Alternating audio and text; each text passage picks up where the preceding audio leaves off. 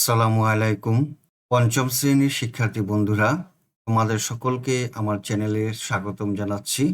আজ আমরা তোমাদের গণিত বইয়ের 126 পৃষ্ঠার অঙ্কগুলো সমাধান করব।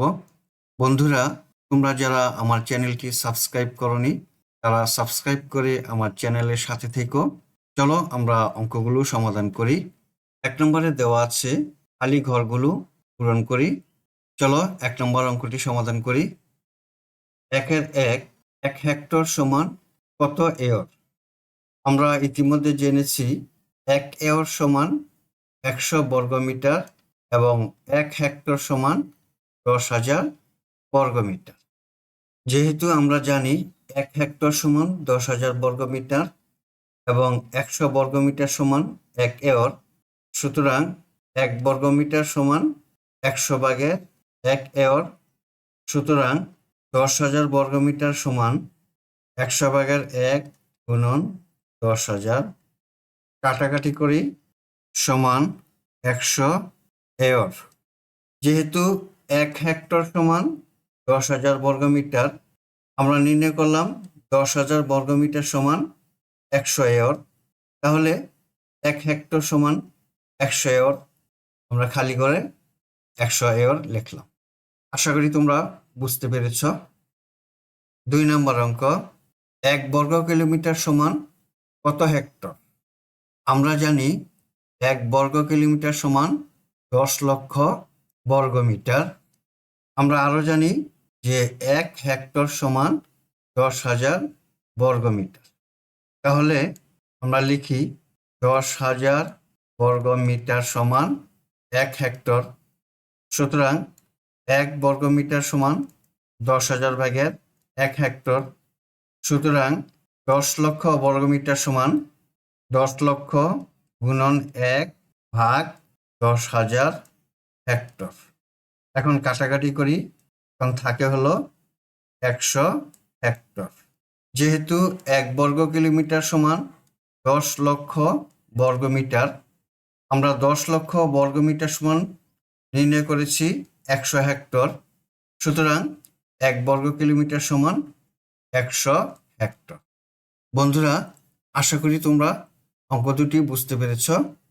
আমরা খালি করে লিখলাম 1 হেক্টর সমান 100 একর এবং 1 বর্গ কিলোমিটার সমান 100 হেক্টর। 2 নম্বর অঙ্ক, ডান পাশের এল আকৃতির ক্ষেত্রফল কত বর্গমিটার? এটি কতভাবে হিসাব করা যায় তা সহপাঠীদের সঙ্গে দলে আলোচনা করি। চলো আমরা দেখি এল আকৃতির ক্ষেত্রফলটি কত বর্গমিটার। বন্ধুরা, তোমরা এই এল আকৃতির চিত্রটি দেখো। একে আমরা দুটি আয়তক্ষেত্রে ভাগ করে খুব সহজেই ক্ষেত্রফল বের করতে পারি। আমরা দুটি নিয়ম দেখব। আমরা এই চিত্রটিকে কেটে উপরে ও নিচে দুটি আয়তক্ষেত্রে ভাগ করি। এটি হলো 1 নম্বর আয়তক্ষেত্র আর এটি হলো 2 নম্বর আয়তক্ষেত্র। 1 নম্বর আয়তক্ষেত্রের দৈর্ঘ্য দেওয়া আছে 3 মিটার, প্রস্থ দেওয়া আছে 2.5 মিটার। সুতরাং ক্ষেত্রফল সমান দৈর্ঘ্য হলো 3 মিটার, প্রস্থ হলো 2.5 মিটার, 3 গুণন 2.5 সমান 7.5 মিটার, আর মিটারে গুণ করলে হয় বর্গ মিটার। আমরা আয়তক্ষেত্র 1-এর ক্ষেত্রফল নির্ণয় করলাম 7.5 বর্গ মিটার। এবার 2 নম্বর আয়তক্ষেত্র, এর দৈর্ঘ্য দেওয়া আছে 6 মিটার এবং প্রস্থ হলো 2 মিটার। সুতরাং ক্ষেত্রফল সমান দৈর্ঘ্য গুণন প্রস্থ, অর্থাৎ 6 গুণন 2, মিটার মিটারে গুণ করলে হয় বর্গ মিটার, সমান 12 বর্গ মিটার। তাহলে এই এল আকৃতির মোট ক্ষেত্রফল হবে 7.5 যোগ 12 বর্গ মিটার সমান 19.5 বর্গ মিটার। আমরা এতক্ষণ আড়াআড়িভাবে দুইটি আয়তক্ষেত্রের ক্ষেত্রফল অর্থাৎ মোট এল এর ক্ষেত্রফল নির্ণয় করলাম 19.5 বর্গ মিটার। এবার লম্বালম্বিভাবে ভাগ করে আয়তক্ষেত্রের ক্ষেত্রফল নির্ণয় করব। এখন আমরা চিত্রটির বামে ও ডানে দুটি আয়তক্ষেত্রে ভাগ করি। বাম পাশের এই লম্বা আয়তক্ষেত্রটি হলো 1 নম্বর আয়তক্ষেত্র এবং ডান পাশের ছোট আয়তক্ষেত্রটির নাম দিলাম 2 নম্বর আয়তক্ষেত্র। এখন আয়তক্ষেত্র 1 এর ক্ষেত্রফল নির্ণয় করি। 1 নম্বর আয়তক্ষেত্রের দৈর্ঘ্য দেওয়া আছে 5 মিটার এবং প্রস্থ দেওয়া আছে 2.5 মিটার। সুতরাং ক্ষেত্রফল সমান দৈর্ঘ্য গুণন প্রস্থ, অর্থাৎ 5 মিটার গুণন 2.5 মিটার সমান গুণ করলে হয় 12.5, মিটারে মিটারে গুণ করলে হয় বর্গ মিটার। এখন 2 নম্বর আয়তক্ষেত্রের প্রস্থ দেওয়া আছে 2 মিটার, দৈর্ঘ্য 6 মিটার থেকে 2.5 মিটার বিয়োগ দিলেই আমরা এই ছোট অংশের দৈর্ঘ্য নির্ণয় করতে পারবো। আমরা লিখি দৈর্ঘ্য সমান 6 বিয়োগ 2.5 মিটার সমান 3.5 মিটার। প্রস্থ দেওয়া আছে 2 মিটার। সুতরাং ক্ষেত্রফল হবে দৈর্ঘ্য গুণন প্রস্থ 3.5 মিটার গুণন 2 মিটার সমান 3.5 আর 2 গুণ দিলে হয় 7, মিটারে মিটারে গুণ দিলে হয় বর্গ মিটার। তাহলে এলাকৃতির মোট ক্ষেত্রফল হবে 12.5 যোগ 7 বর্গ মিটার সমান 19.5 বর্গ মিটার।